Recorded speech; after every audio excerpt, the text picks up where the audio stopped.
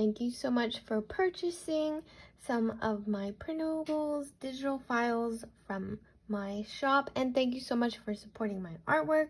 Today I'm going to be showing you how to use the trace files for JPEGs.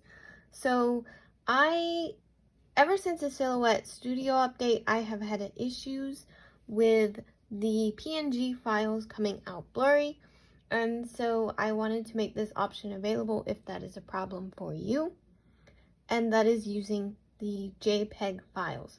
So in your printables or digital download, you will be included a JPEG file and a trace file. And if you notice, the trace file is just a blacked out file of the designs being black. This will make it easier to trace, and I will show you how to do that. If you are using a Cricut, I'm not very familiar with how that works. In Silhouette Studio, it's called the trace tool. So if you're on Cricut, you'll have to look for that version of that. So to start, we are going to pull up both files in Silhouette Studio.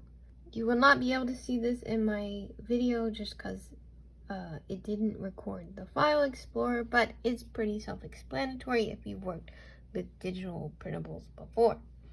So we are going to pull the designs up, and the important thing here is do not touch them. You must leave them at the size they are. Do not move them around. This will be very important later, which you will see. Now we are going to go into our tracing tool here on the side, and we are going to take the box over the trace file. So we want to use the trace file for this. And of course you will see it will highlight everything yellow and outline our design. And we are going to click trace.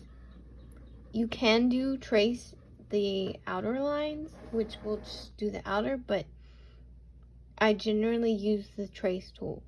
Now we want to delete the background photo, and you'll be left with the cut lines. And the cut lines, we are going to right click, copy, and then we're going to go over to our actual artwork design, the JPEG, and we're going to paste in front.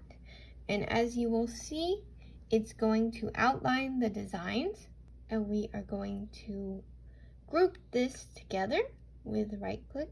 We're gonna click and drag and then right click for grouping together.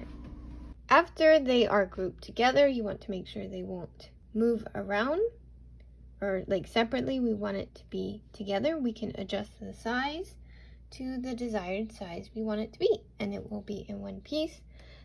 There are the separate PNGs in your file if you're worried about having just the background list. They're just the bigger versions and you scale them down. But for the sake of the sticker sheet, this is how I do it. And you just do your cut lines like normal. And of course you will still have that white background since it's not a PNG, but you will have super precise lines. And I also want to say you can use this tip for any designs you make or artwork. So it's very useful, and it's a good way to get super precise cuts. So if you have any questions, feel free to message me. You can also leave a comment on this video, and I will get back to you. Thank you so much for watching, and thank you again for all your support. I hope you enjoy your new printables.